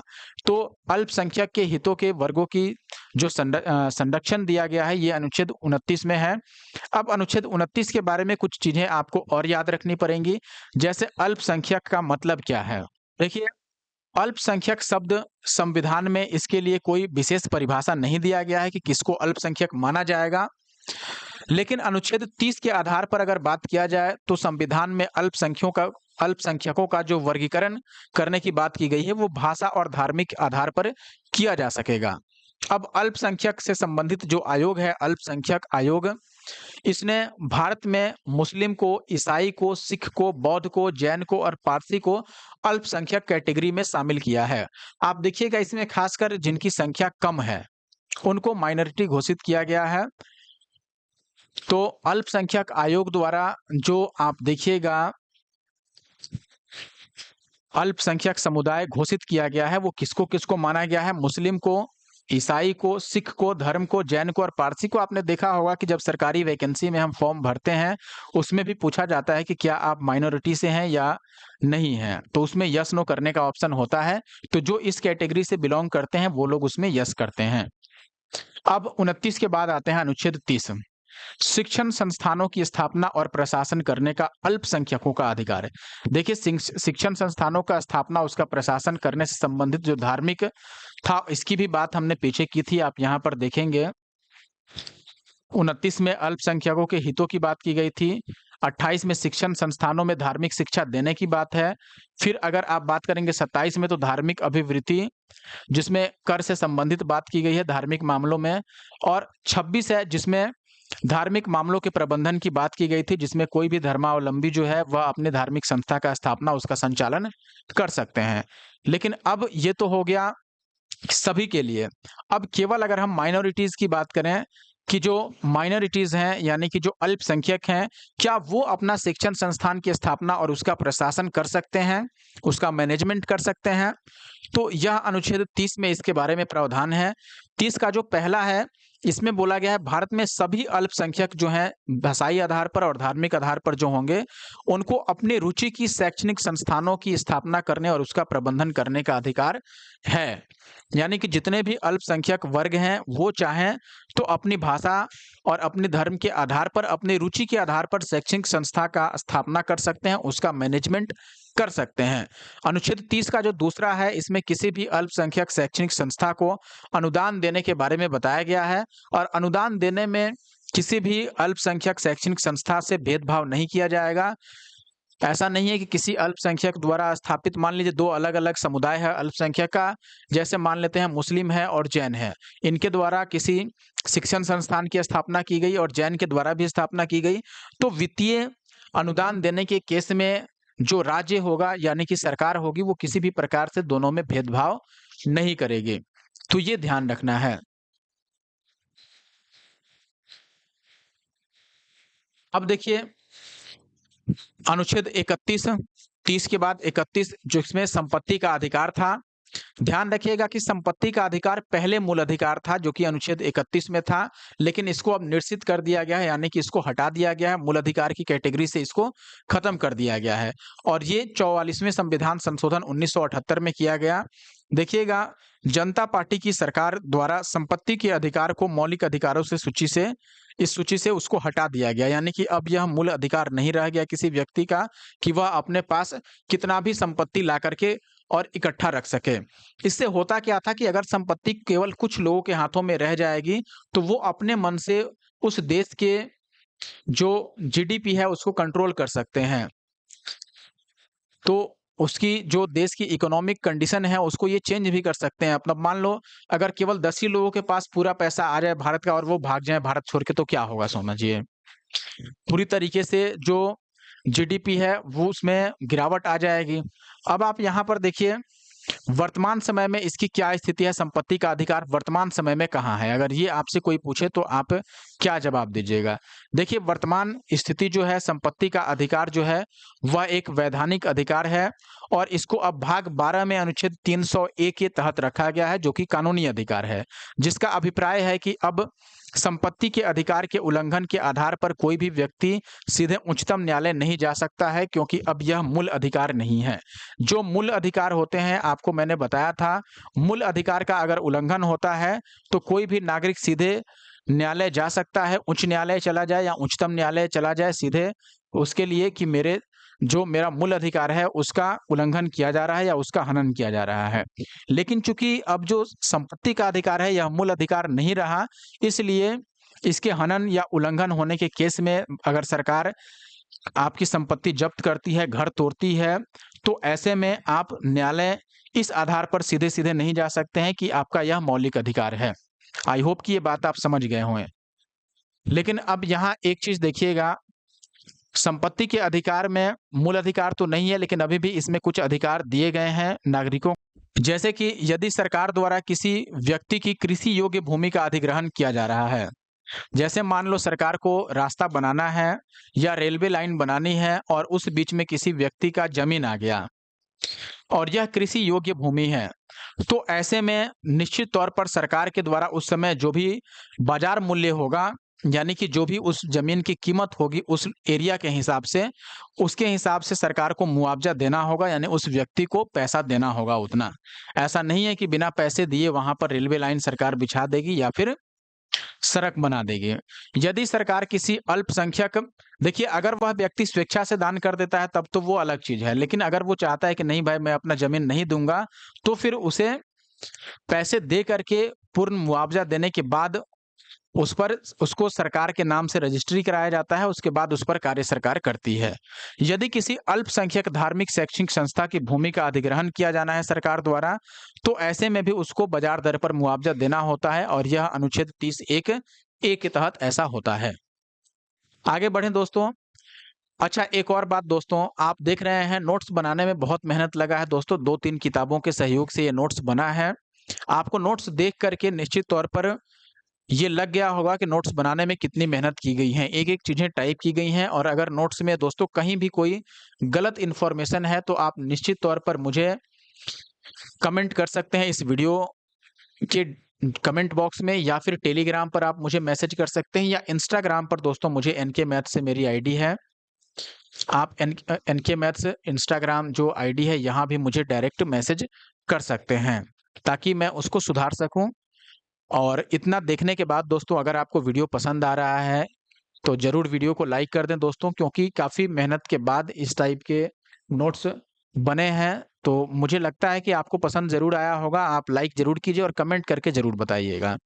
और अगर आप हमारे YouTube channel the GS solver पे नए हैं, तो प्लीज़ सब्सक्राइब कर लीजिए और दोस्तों के साथ शेयर भी कीजिए। अब बहुत महत्वपूर्ण अनुच्छेद जो है, और समझिए तो ये आखिरी मान लीजिए इसको, अनुच्छेद 32। अनुच्छेद 32 संवैधानिक उपचारों का अधिकार है। बहुत ही इम्पोर्टेंट है। तो देखिए, ये इतना महत्वपूर्ण क्यों है? क्योंकि जब भी किसी नागरिक का ये मौलिक अधिकारों का उल्लंघन सरकार या किसी संगठन या व्यक्ति विशेष द्वारा किया जाता है, तो आपने सुना होगा या मैंने भी बताया आपको कि सीधे हम इसमें कोर्ट का दरवाज़ा खटखटा सकते हैं, सीधे न्यायालय जा सकते हैं। और ये जो अधिकार हमें मिलता है, समझिए अब न्यायालय उस स्थिति में जो कार्रवाई करती है, चाहे वो सरकार या किसी संगठन के खिलाफ करे, जिसके द्वारा मौलिक अधिकार का हनन किया गया है, उल्लंघन किया गया है, तो जो न्यायालय कार्रवाई करती है, वो सारी चीज़ें न्यायालय क्या कार्रवाई करेगी, किस प्रकार से कार्रवाई करेगी, ये अनुच्छेद 32 में लिखा गया है। और संवैधानिक उपचारों के तहत न्यायालय द्वारा जो प्रदान किए जाने वाली रिटें हैं, वो कितने प्रकार की रिटें हैं, ये देखिए। इसमें कुल 5 प्रकार का रिट कोर्ट द्वारा जारी किया जा सकता है, जिसमें है आपके पास बंदी प्रत्यक्षीकरण, परमादेश, प्रतिषेध उत्प्रेषण और अधिकार परीक्षा। ये 5 प्रकार की रिटें हैं जो न्यायालय द्वारा जारी किया जा सकता है। रिट का मतलब आदेश, आप ऐसे समझ सकती हैं कि जो भी न्यायालय के या फिर आपके अधिकार का जो हनन करने वाला व्यक्ति है या संगठन है, उसके विरुद्ध कोर्ट क्या आदेश दे सकता है, तो कोर्ट जो भी आदेश देता है, उसी को यहाँ पर रिट बोला जा रहा है। और 6 प्रकार की ऐसी रिटें हैं। अब आप देखिएगा, डॉक्टर भीमराव अंबेडकर जी ने अनुच्छेद 32 को संविधान का हृदय और आत्मा कहा है, सोल ऑफ कॉन्स्टिट्यूशन। क्यों कहा है? सीधे तौर पर आप देख सकते हैं, चूंकि मूल अधिकार सबसे प्रमुख चीज है एक तरह से नागरिकों के लिए अपने संविधान में। और मूल अधिकारों के न्यायिक संरक्षण इनका कौन करता है? मूल अधिकारों का न्यायिक संरक्षण कौन करता है? कोर्ट करता है, यानी कि न्यायालय करता है। और सीधे हम न्यायालय जा सकते हैं उल्लंघन होने पर। इसीलिए बाबा साहब भीमराव अंबेडकर ने अनुच्छेद 32 को संविधान का हृदय और आत्मा कहा है। अब देखिए, मूल अधिकारों के न्यायिक संरक्षण हेतु कोर्ट के पास अधिकार किस अनुच्छेद के तहत है? अनुच्छेद 32 के अंतर्गत सुप्रीम कोर्ट को और अनुच्छेद 226 के तहत राज्यों के उच्च न्यायालयों को शक्ति प्रदान की गई है। यानी संविधान ने कोर्ट को जो शक्ति दिया है मूल अधिकारों के हनन के संदर्भ में आदेश देने का, वह किस अनुच्छेद के तहत? अनुच्छेद 32 के तहत सुप्रीम कोर्ट के पास यह शक्ति है कि वह सरकार को या किसी संगठन को किसी व्यक्ति का मूल अधिकार हनन करने के विरुद्ध में आदेश दे सकती है, रिट जारी कर सकती है। और ऐसे ही राज्यों के उच्च न्यायालय के पास यह अधिकार है अनुच्छेद 226 के तहत। अब यहाँ पर देखिए, न्यायालय के द्वारा जो 5 प्रकार की रिटें जारी की जाती हैं, वो कौन-कौन सी हैं और क्या उसमें डिटेल है, ये देखिए। सबसे पहला है बंदी प्रत्यक्षीकरण। अब देखिए, बंदी प्रत्यक्षीकरण क्या? अब देखिए, जो हैबियस कार्पस है, इसमें इसका अर्थ क्या है? व्यक्ति को सशरीर उपस्थित करना। इसमें ध्यान दीजिएगा, जब किसी व्यक्ति को गलत तरीके से अगर जेल में रखा गया है, गलत तरीके से जेल में डाला गया है, तो ऐसे में वह व्यक्ति अगर न्यायालय के पास जाता है अपना मौलिक अधिकार को हनन को लेकर के, तो ऐसे में जो कोर्ट है वह बंदी प्रत्यक्षीकरण का रिट जारी करती है उस व्यक्ति के लिए या सरकार के लिए। तो आप देखिएगा, यह किस पर लागू होता है? सरकार और व्यक्ति दोनों के विरुद्ध यह जारी किया जा सकता है। इसीलिए इसे व्यक्तिगत स्वतंत्रता की रीट भी कहा जाता है। यानी कि अगर सरकार दोषी है या कोई व्यक्ति दोषी है, तो दोनों के ही विरुद्ध कोर्ट बंदी प्रत्यक्षीकरण का रीट जारी कर सकती है। ध्यान दीजिएगा, अगर न्यायालय दंडित कर चुका है उस कार्य के लिए, तब उसके विरुद्ध यह बंदी प्रत्यक्षीकरण नहीं जारी होता है। या फिर कोई ऐसा व्यक्ति है जिसको पहले से निवारक नज़रबंदी में रखा गया है, जो हमने पढ़ा था कि अगर भविष्य में उससे कोई खतरा है, तो खतरा टालने के लिए किसी व्यक्ति को नज़रबंद बनाया जाता है, प्रिवेंटिव डिटेंशन किया जाता है, तो ऐसे केस में उसके विरुद्ध भी बंदी प्रत्यक्षीकरण का रिट जारी नहीं हुआ, क्योंकि इसमें उस व्यक्ति को सशरीर न्यायालय में उपस्थित होना पड़ता है। यानी कि ऐसा नहीं कि कोई लिखित आदेश वह व्यक्ति या लिखित पत्र भेज दिया न्यायालय को और काम हो जाएगा, नहीं। उस व्यक्ति को स्वयं उपस्थित होना पड़ेगा कोर्ट में, और इसीलिए यह इन बी और सी में लागू नहीं होता है इस केस में। अब दूसरा है अपने पास परमादेश। परमादेश क्या है? इसको मैडमस बोला जाता है। इसका अर्थ है हम आदेश देते हैं, और किस केस में दिया जाता है?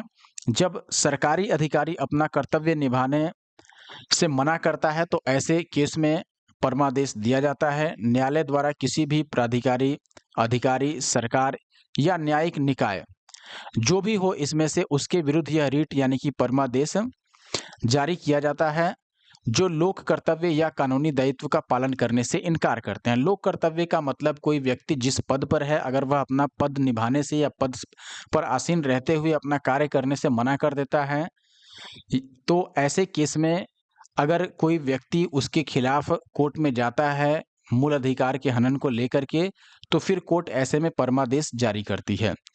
और यह जो परमादेश है, ध्यान दीजिएगा, यह राष्ट्रपति और राज्यपाल पर लागू नहीं होता। यह रिट इन दोनों के विरुद्ध जारी नहीं किया जा सकता है। यह बाकी किसी भी अन्य प्राधिकारी, अधिकारी या फिर सरकार से संबंधित जो व्यक्ति है उसके ऊपर यह लागू हो सकता है, केवल और केवल राष्ट्रपति और राज्यपाल को छोड़कर। अब तीसरा है अपने पास अधिकार परीक्षा, जिसको क्वो वारंट कहते हैं। देखिए, इसका अर्थ है किस अधिकार से। अधिकार परीक्षा यानी किस अधिकार से इसकी परीक्षा मांगता है, कारण पूछता है कौन? कोर्ट कारण पूछता है।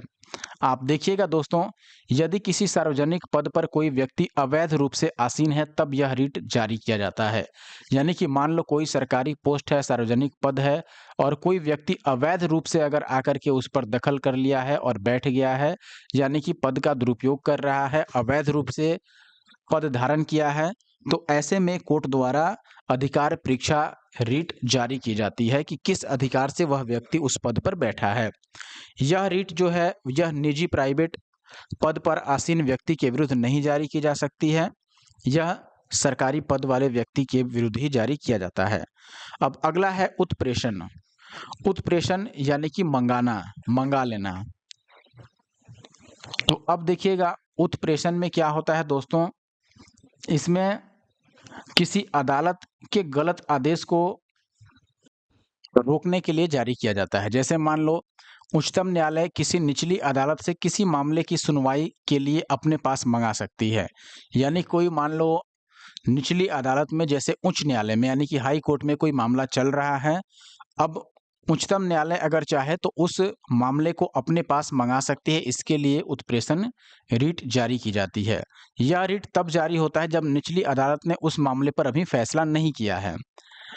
अगर फैसला नहीं हुआ है, तो ऐसे केस में कोर्ट, हाई कोर्ट के जो भी हाई कोर्ट के पास जो मामला है उसको सुप्रीम कोर्ट अपने पास मंगा सकता है, और यह निर्णय उत्तरवर्ती चरण में दिया जाता है, यानी कि बाद के चरण में। उत्तर का मतलब बाद। अब आता है अगला प्रोहिबिशन यानी कि प्रतिषेध। अब प्रोहिबिशन क्या है? देखिएगा, मना कर देना। प्रोहिबिशन का मतलब क्या होता है? प्रतिषेध यानी कि मना कर लेना। उत्प्रेषण इसका उल्टा है, मंगा लेना। यानी कि अगर सुप्रीम कोर्ट चाहे तो किसी मामले को नीचे, अपने नीचे के किसी कोर्ट से उस मामले को अपने पास मंगा सकता है, लेकिन प्रतिषेध इसका उल्टा है, यानी कि कोर्ट इसमें मना कर सकता है। उच्चतम न्यायालय निचली न्यायपालिका को किसी मामले की सुनवाई से मना भी कर सकता है।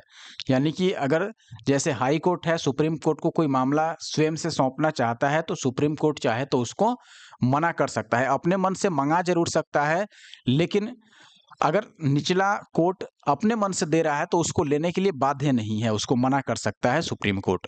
तो यही बात यहाँ पर लिखा गया है। और यह रिट तब जारी होता है जब मामला निचली अदालत में लंबित हो, यानी कि मामला वहाँ पर लंबित है।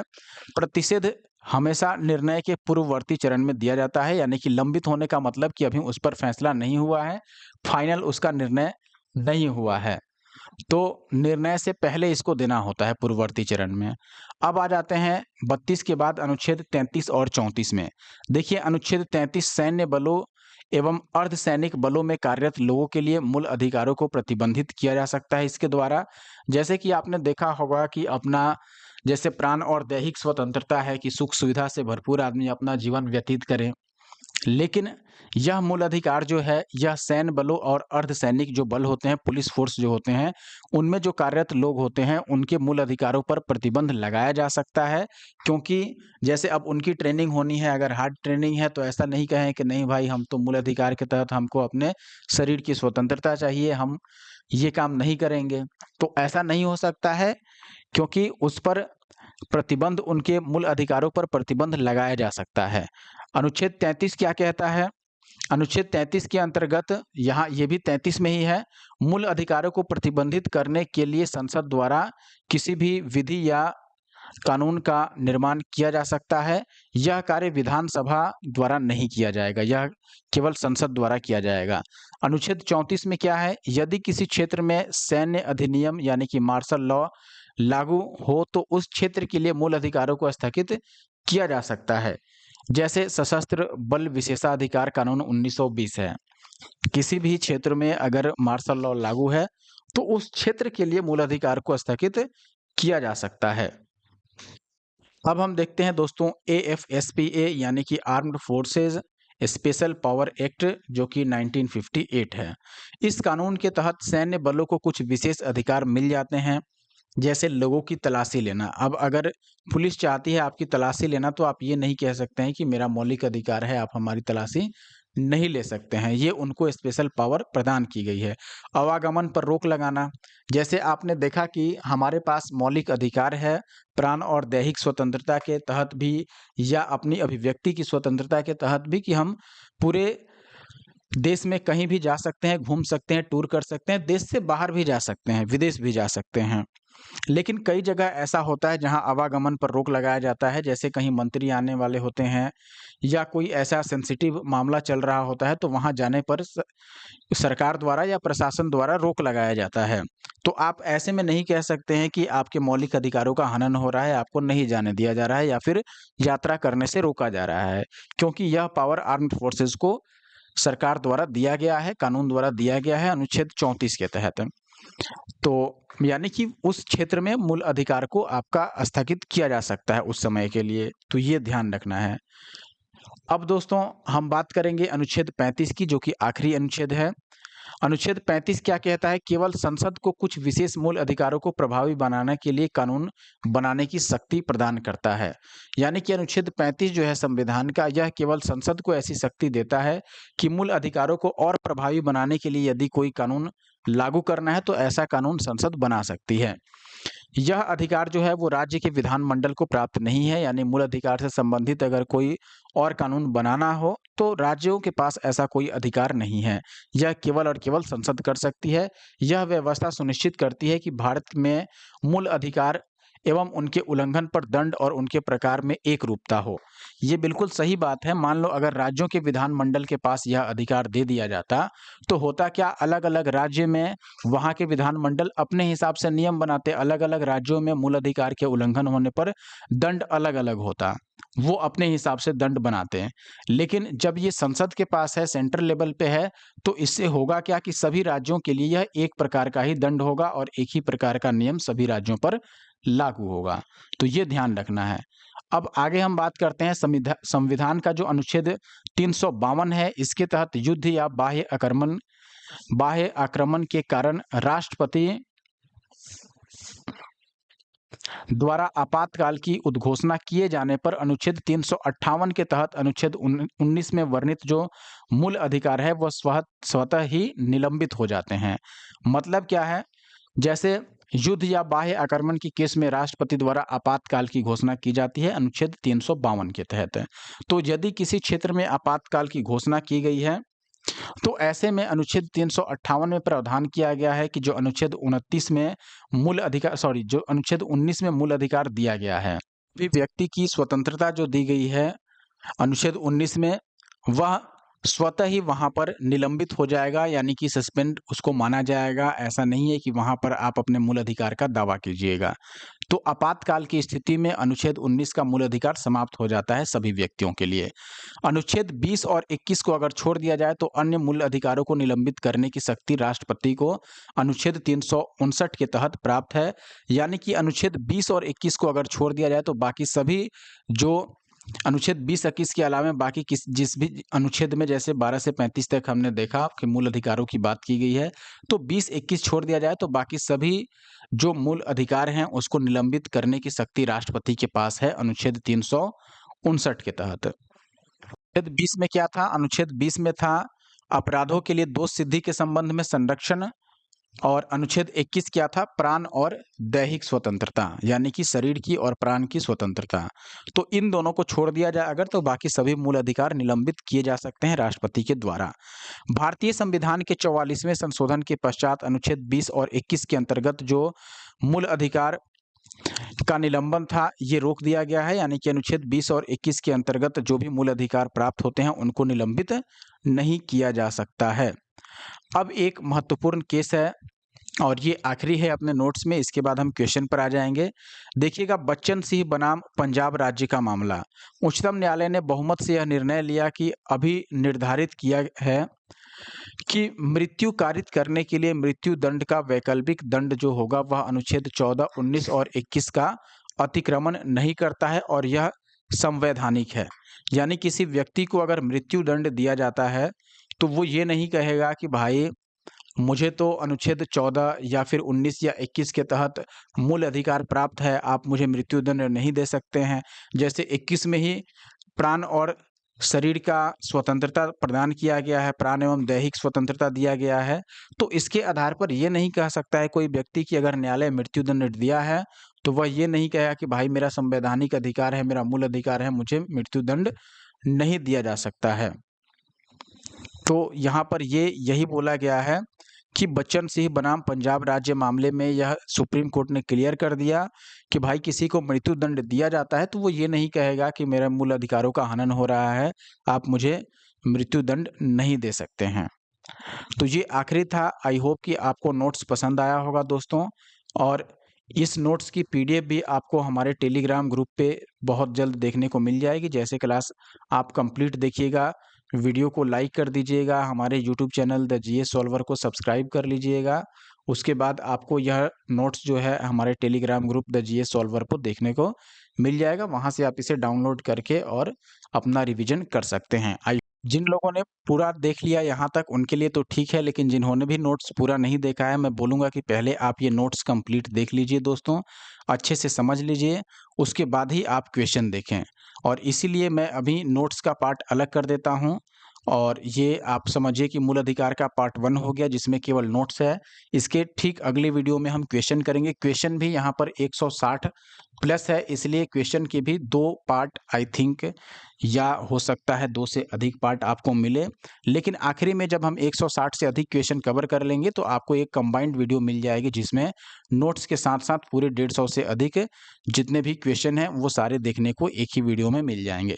फिलहाल आप ये नोट्स पूरी कंप्लीट रूप से देख लीजिए और समझ लीजिए, फिर आप क्वेश्चन वाली वीडियो देखिएगा। तब तक के लिए वीडियो देखने के लिए थैंक यू।